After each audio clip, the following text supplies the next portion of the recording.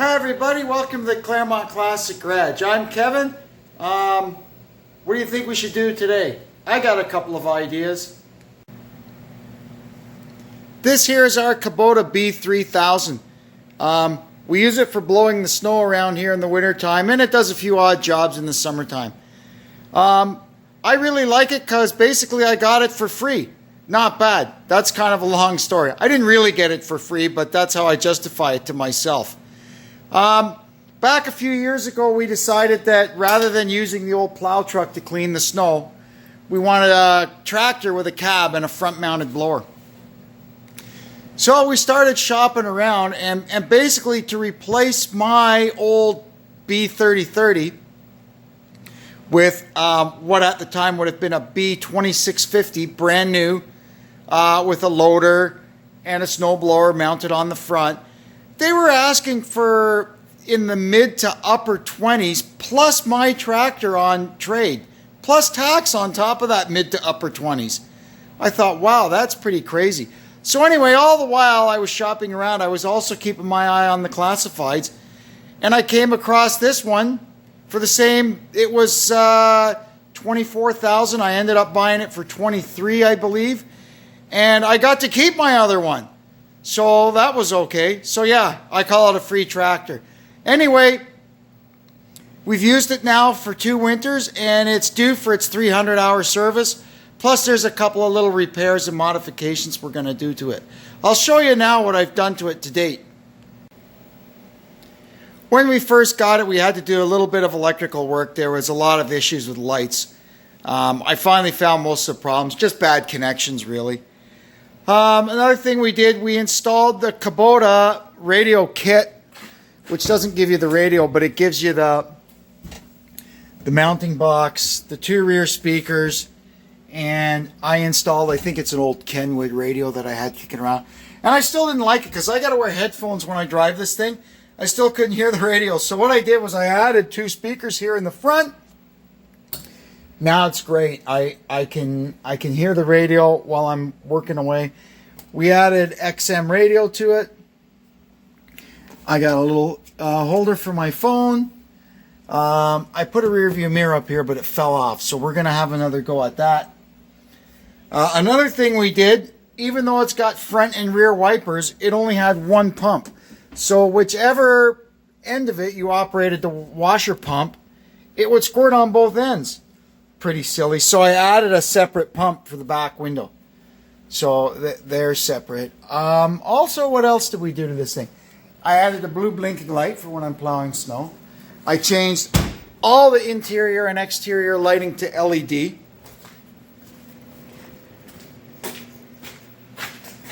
It's got LED lights front and rear on the roof. They work great. They make it like bloody daytime.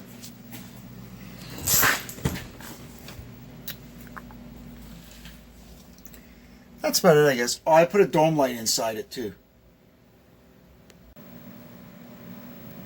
What I really like about this is that, unlike the B2650, which was a completely different tractor than my old B3030, this B3000 is literally the exact same machine. It's built on the same platform. It has the same engine. It's got all the same electrical stuff. It's literally the same machine, but with a cab. This is a 2012. My old one's a 2005. So all in all, I'm really happy with this. I did have a little problem last winter. It chewed up the drive shaft on the snowblower. I have to have a look at that and see if I can figure out what went wrong. I do have all the parts to fix it. So we're going to go ahead and do that while we're at it.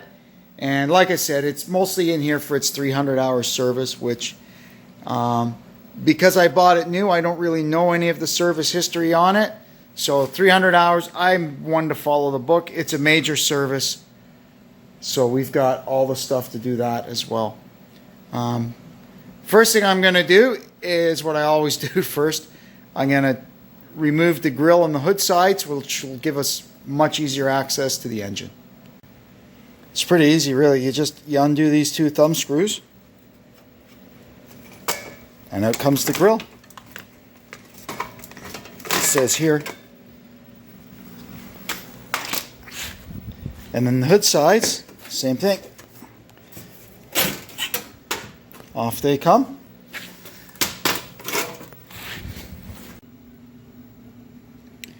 We're going to get started here. We've got our manual opened up to the maintenance section.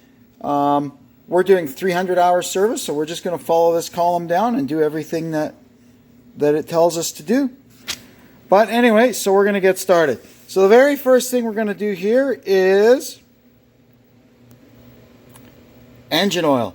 Now it says we can leave the filter till 400 hours, but because I bought this machine used and I don't know the history of any of it, we're going to go ahead and put an oil filter on it too. We have a special guest supervisor in the Claremont Classic Garage today, Harley the Wonder Dog, freshly back from her Christmas appointment at the groomer. So she's not allowed to wander around in the garage because she'll usually go and find a pile of dirt to lay in. So she's here in her kennel, which is, you know, okay by her. She's pretty happy. She's got a nice bowl of water, some toys, a comfy bed. It's not too bad. I might get one of these things for me. Alright, got the oil filter off. Got our new one here. Before we put that on, we're going to make sure that the gasket from the old oil filter is not left behind on the engine block, which it is not. We're going to go ahead and lubricate the gasket on this before we put it on. And then once the gasket contacts the engine, we tighten it an additional 3/4 of a turn. Alright, something to note is that this has 2 drain plugs, kind of like an old Mustang. You have to open them both because the oil pan kind of is divided into 2 sections because of where the drive shaft for the front axle goes through. That's all good. Drain plugs are cleaned up, put back in and tightened. Now we're going to go ahead and put the motor oil in. This is 5W40 Rotella T6 synthetic. It's kind of scratched up on the jug because I just use this as a transfer jug. We're going to go ahead and put that in, and then later on after we start it back up, we'll check it and adjust the level as necessary. Next up, we have to change the transmission oil and both transmission filters. There's one here and the other one's on the other side. There we go. We got both drain plugs opened up. The fluid's coming out. So you can see there the one new filter, the other one's underneath. So we've got everything drained out, our filter's changed, now it's time to refill it. Now what makes this job fun is that you have to fill it through here. It's kind of under the deck and there's not really an easy way to get it in there. You just have to be patient. You find a funnel with a flexible spout and pour the stuff in. It's going to take probably 15 or 16 liters into here, so it'll take us a while. Okay, so this is the transmission oil that we're going to use. It's the OEM stuff from Kubota. They have 2 grades. They've got the standard, basically your assembly line stuff, what they put in it as just the standard Kubota UDD fluid. And then this is the premium one. So what the heck, for a few extra bucks, I really beat on this thing in the winter when I'm pushing and blowing snow. So we're going to go for the good one on this. So here's our funnel we made up. It's working pretty well. So far I've got about 12 liters in and nothing showing on the dipstick yet. Memory serves me, I think it takes about 16 and then 3 in the front axle. Yeah, that's how you use up almost the whole bucket. Time to change the oil in the front axle. So what we've got is a drain plug at the bottom of each knuckle. We fill it through here and the book says it takes 4.7 liters. So we're going to go ahead and pull the first drain plug and get this side emptied, then we'll repeat on the other side. Let's see what comes out of here.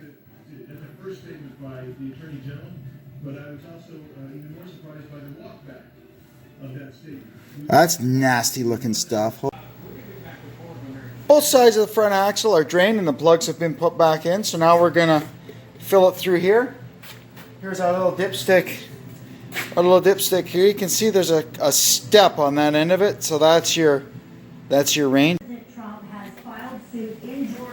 Alright, so we're going to do our last check here. It's going to be hard for you to see it, but I can see it. There, perfect. So I'm going to go ahead, I'll put the O-ring back on that, put it in for keeps, and then I've got just a tiny little bit of dregs left in the jug. I'll just throw it in the back, and that'll be that. Next step in the procedure is to check the engine start system. That's basically the neutral start and the safety aspects of it. So I went through this, and the switch on the speed control pedal, that's the first test. So that's speed control pedal there, the HST pedal. If it's pressed forward or reversed, the engine should not start. So it would not crank with the pedal pressed forward, but it would crank with it back. So what we had to do was go underneath here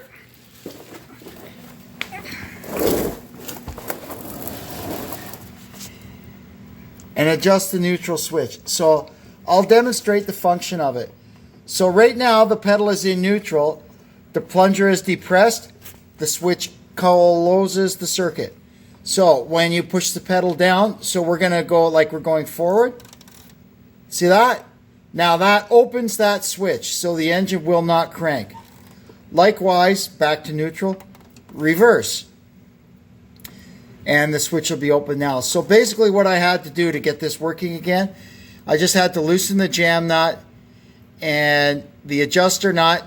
I moved it forward, which pulled the switch back a little bit, tightened up the jam nut, and that got back in its working range, so it's happy.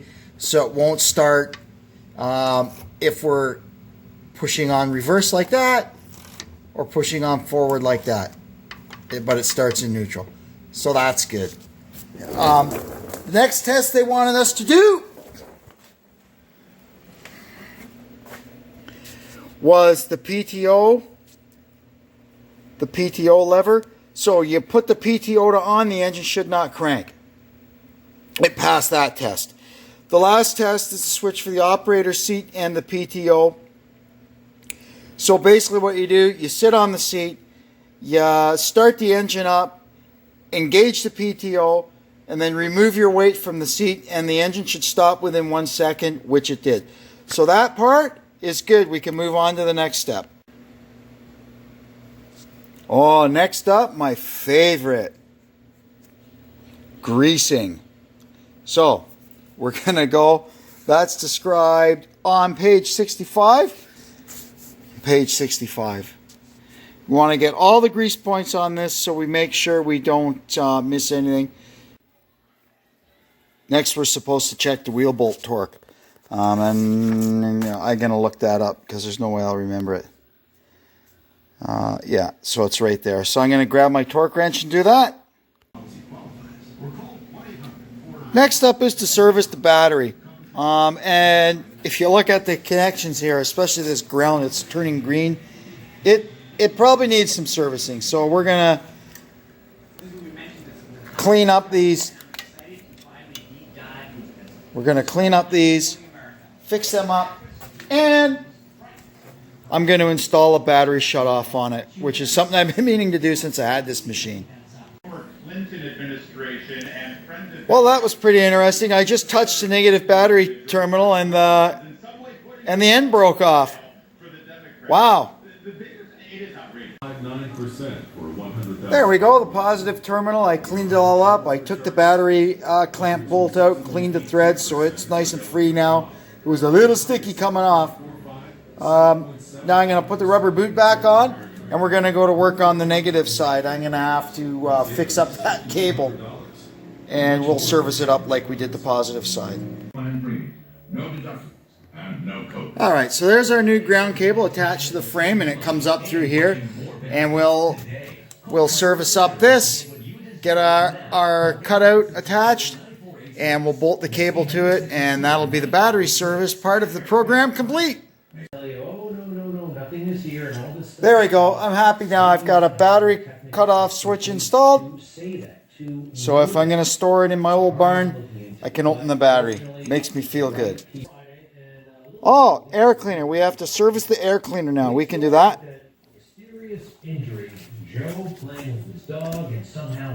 So this is our air cleaner. It's got an inner and an outer element. The outer element is basically a paper element like you would have in your car. The inner one is a very, very fine screen that's good for years. Anyway, I'll show you what I got once I get in there. If this is true, that's akin to animal abuse. So this here is the outer filter, or they call it the primary. In there is the secondary filter, or the inner filter. So we're going to go ahead and change this. It's pretty nasty looking. I think it actually in the book says clean it, but that looks like it's the original one. So I'm just going to go ahead and put this here, brand new one in. Look at that. Pretty, eh? There. And then we'll, I already blew out that half of the housing. We'll clean this half of the housing up, put it back together, make sure the weeper is at the bottom, and we'll move on to the next step. That was easy. Next step, they want us to clean the fuel filter element. We'll have a look at it. I've got a brand new one. I might go ahead and just change that. I mean, it's due to be replaced at 400 hours, so I guess it wouldn't hurt. If it looks serviceable, we'll clean it up and leave it in until then. So here's our fuel filter. That is one ugly looking fuel filter in there. What happens when you unscrew this? It's actually got a little valve in the top, and when you unscrew this, it closes the valve to stop all the fuel from pouring out. So we've got a bit of crud in there. We'll clean that up and then work our way down to get to the actual element and see what that looks like. So I'd say that one's pretty much used up. Lucky for me, I had a good used one kicking around. And because it gets changed at the next service anyway, I'm just going to throw this used one in for now. And we'll swap it out with the new one I have next time. Okay, got our good used element installed. Now we're going to go ahead and put it in. And you'll see as I start to tighten it up, see it unseats the valve, primes itself with fuel. Whoops, and then I make a big mess. There we go.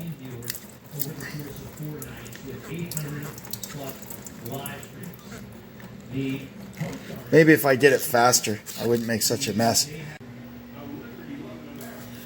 Next on the list is to check the fan belts. There's two. There's one for the alternator and the water pump, and the other one here is for the air conditioning compressor. This one doesn't look too bad, but the alternator one's getting a little sketchy.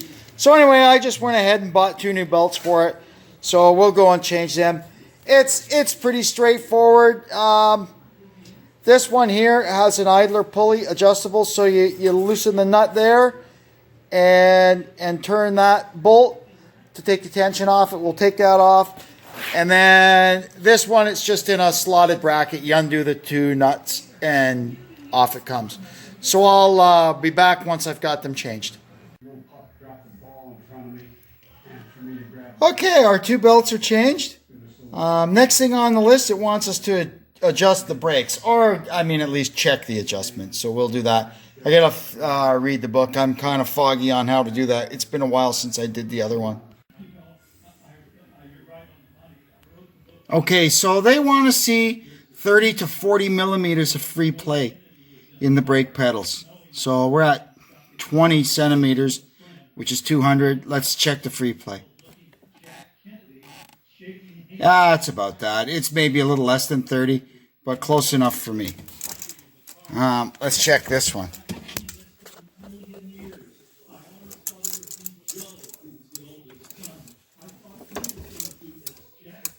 $22, $19.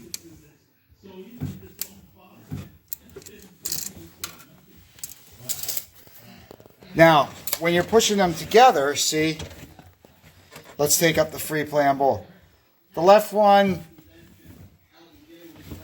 maybe I want to raise the left pedal a tiny bit so that when I step on them both, they both go down equally. Because when they're linked together, like that, you want equal brake power on both wheels, right? So if one has to travel a little further than the other to take up the free play, you're not going to get that. You know what? No, they're fine. I'm just going to leave them. I think I already adjusted this when I was goofing around with this back in the summer. So we're going to leave that. All right, next they want us to check the fuel line. And really, they just want you to make sure it's not cracked or broken. That's pretty good. That's pretty good. What we can see of it. The rest of it, of course, it disappears up into the cowl here. So, yeah, I'd say we've passed that test. And I kind of am getting the idea that that might be it.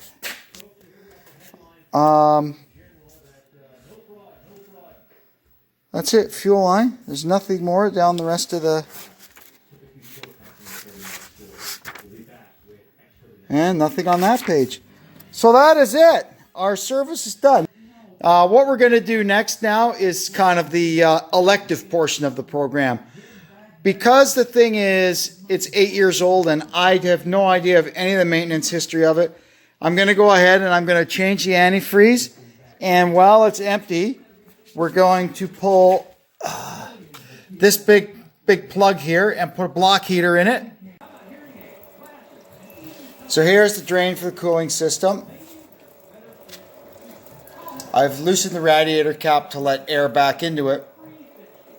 And while that drains, I'm going to see if I've got a great big metric hex socket and see if we can get this plug out. I bought a set at the auction a couple of weeks ago, so it might be our lucky day.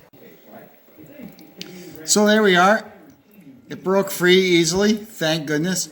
It's a 17 millimeter hex bit. Lucky.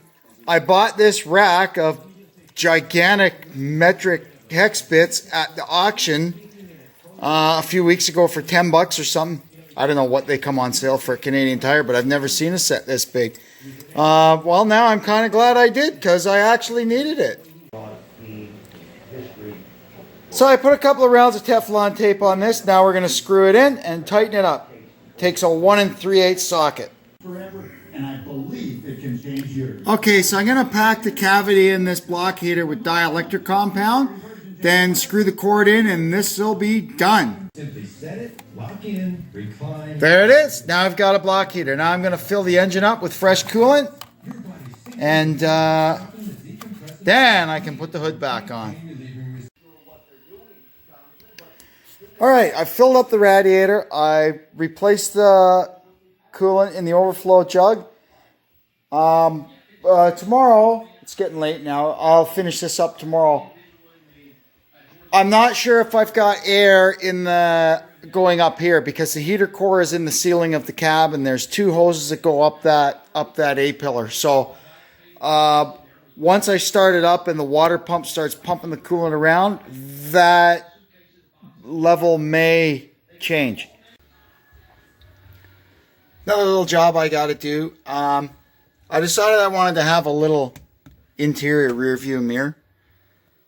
It just, I wanted it for when I was down. I spent a lot of time down by the road cleaning the end of the two driveways out. So it's nice to be able to just have a quick glance up and see if there's anything coming along the road. I know I've got those two great big outboard mirrors, but sometimes I just want to look up there. So I got this little one at Princess Auto. It mounts with a suction cup, but of course every time I go to get the tractor, the thing's on the floor. Well, what we're going to do is I've marked where it goes on the windshield. I'm going to clean it with rubbing alcohol. And then we're going to remove the suction cup from the mirror base, and I'm going to put on some two-sided auto trim adhesive tape. All right, so we got our two-sided trim tape installed on this. I'm going to peel the backing off now and stick it to the windshield, and we'll see what happens. So there we go. It's up there. It seems to be stuck. We'll see what happens, especially when I get this hot defroster blasting on it. Okay, so now we're going to get going on the snowblower. The first job is to mount the B2791 quick hitch underneath the tractor, and that's what the snowblower attaches to, and it supports our snowblower drive line. So we're going to go ahead and get this thing serviced up. It does need a couple of repairs. On all kinds of bad things happened to this last winter, and I'm not sure why, but we'll try to investigate it a little bit as we go. You can see here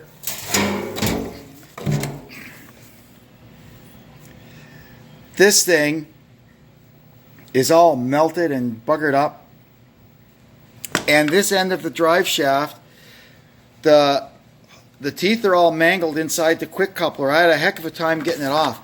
I just bought a whole new stub shaft here. Hopefully it'll slide onto there, and these splines on the drive line are not buggered up, because this little shaft here, I could buy a new one. It's over $200. So hopefully that spline will be okay. I'll find out in a second once I get this off the skid and try to install the new stub shaft on it. So we're going to go ahead and do that first. So that's good. It went on perfectly, and it's nice and free. Let's see if we can get it off. Yep, good. Use the pillow blocks. Then we're going to replace this. That's a whole nother story. Well, that all screwed up last year too. We'll fix that up after. So here we've got this bolt and this plate underneath here they call a stopper. Anyway, that's what is supposed to grab onto here. So this here sits on top of there, and then you tighten this bolt up and it pulls the stopper up against the bottom. Well, somewhere along the line last winter we lost the bottom part of this, and it was gravity just holding it on there, which may have contributed to our drive shaft issue now that I think about it. So anyway, I've bought the right part now. We're going to go ahead and replace this configuration with the right stuff. So now before we start, we have to insert this lock washer on there. And then this, they call it a plastic peg. It goes in that hole there, and it makes this kind of a locking fastener. So we're going to drive that through there, and then once we install it on the quick hitch, we put a cotter pin through there. Alright, so I've got that started in. Now we're going to go ahead and install a quick hitch. How I normally do it, I grab it, I hang it off of here, then I jack up the back of it and put the pin through. That's usually how it works. I'll be back when I've got that done. Alright, now we can go and wind up the T-bolt. And what I'll do different from last time is, once it becomes tight, I'm going to reef it with a wrench just to make sure. See, that's how far up we have to pull it. You can see it back down in the bottom there. So we'll get that done. I'll be back when I'm done.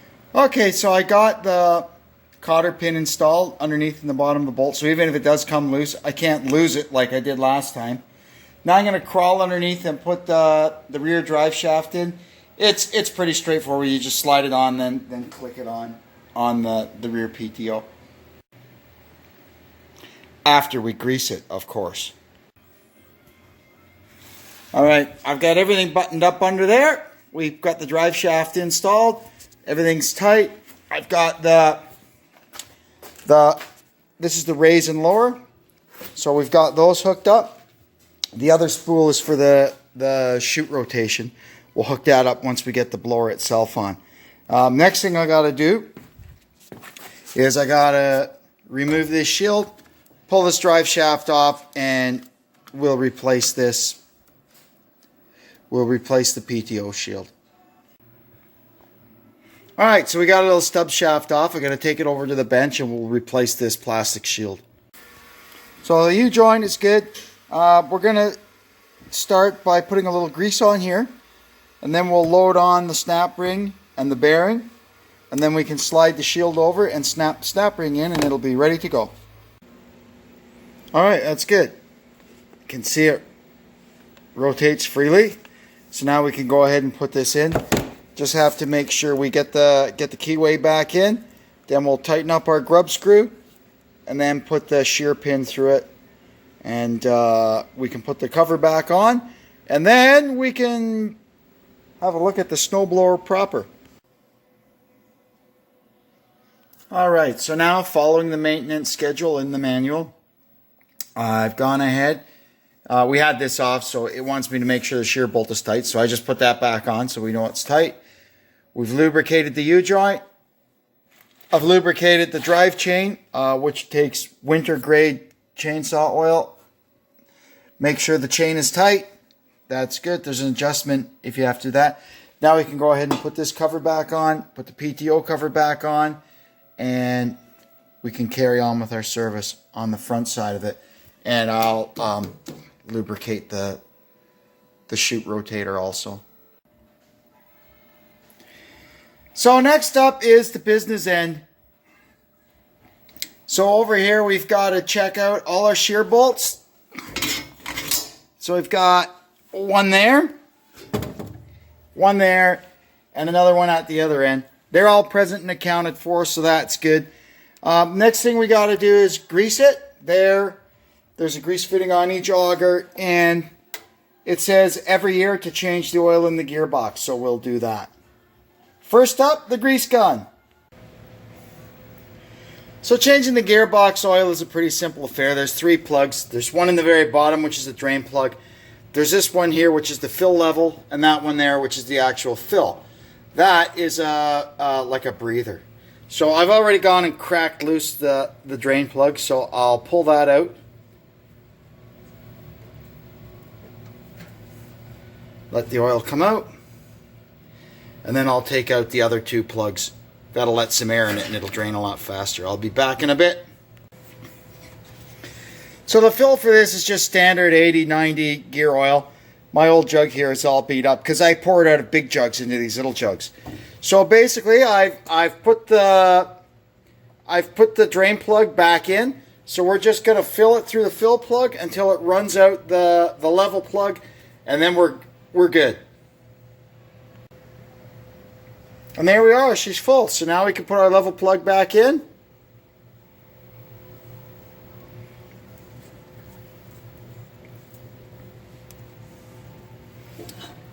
Put our fill plug back in. We'll tighten them up with our hex bit. And then that's it. The snowblower is serviced. Now I just got to clean it up, throw a coat of wax on it and in it. They work great if you wax them up. It really helps the snow move through them. And then we'll put it on the machine and be ready to go. We'll take it outside and put it through its paces. And then I'll bring it back in and recheck all the fluid levels and stuff. Okay, so we're going to go ahead and hook the snowblower to the tractor now. This is how the Kubota quick hitch works. This male goes into the female, and then once it's latched in, you flip up this cam here, which locks it, and then you put a linch pin through there. Pretty simple. And the drive shaft, it hangs off of this little chain to keep it out of the way while you put it on. So I'm going to go ahead and start it up and jockey it into position and get it latched on, and we'll see how that works out.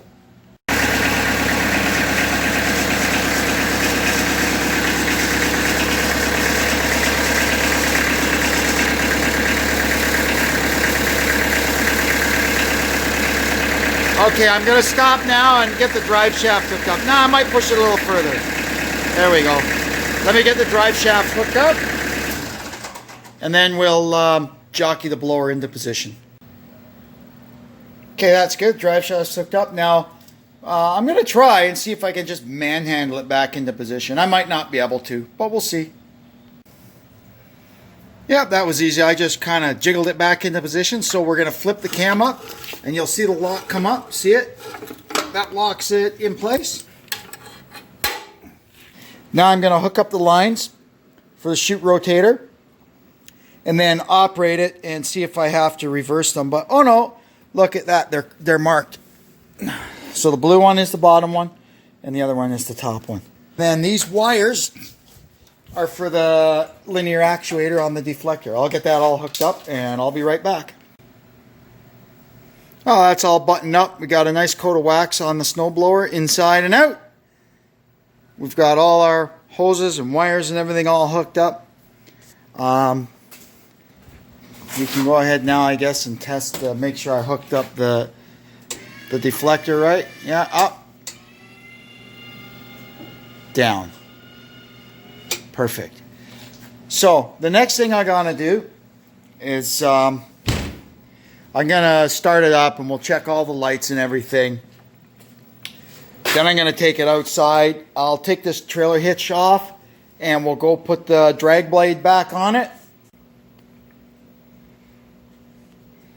Okay, I'll go ahead and start it up. I should have gave it a little glow plug, I guess. So first we're going to check the chute rotation.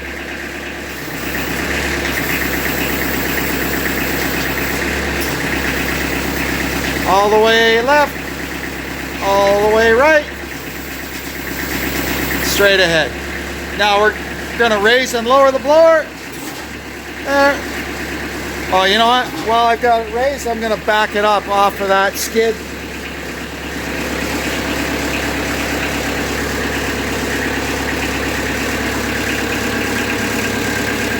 There we go. Now I can put it down.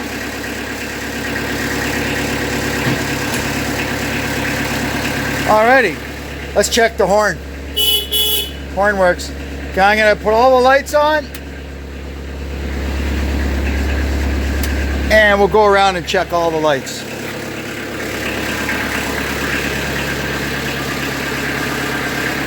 Yeah, everything works on the front.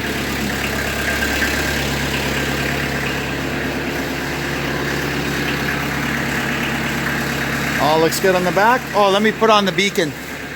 My beacon.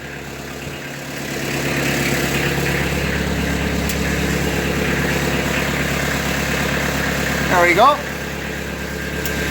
That's good. Another thing that remains to be done, but I'm not going to do it till the spring, is get the air conditioning going. It's never worked since I've had this thing, but I've never really had a need for it. I don't use it that much in the summer, and if I do, I just leave the back window open and it's fine. Alright, so I went out and got our drag blade put on. It's ready to go. I'm just going to give it one last little kind of fast eyeball, and we're going to go out and blow some snow. That is what I'm looking forward to. Okay, let's say it's time to blow some snow. I'll put PTO on. We're going to speed it up.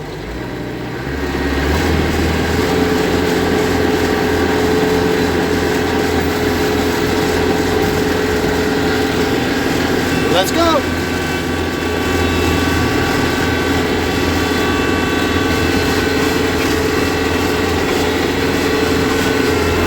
That's not good. Too close to the building. All we're doing is blowing gravel. That's better. That's snow. That's the problem this time of year when the ground isn't froze yet and you're trying to move stuff. It's a disaster.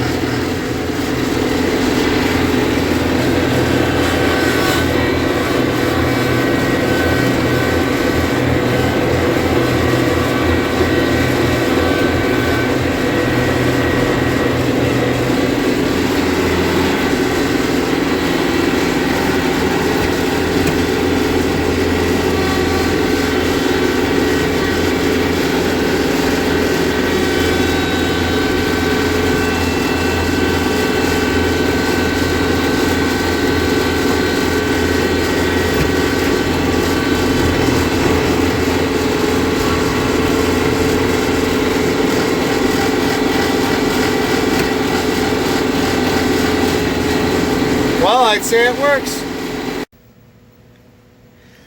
So that was a great first time out with it for the year. It worked perfectly.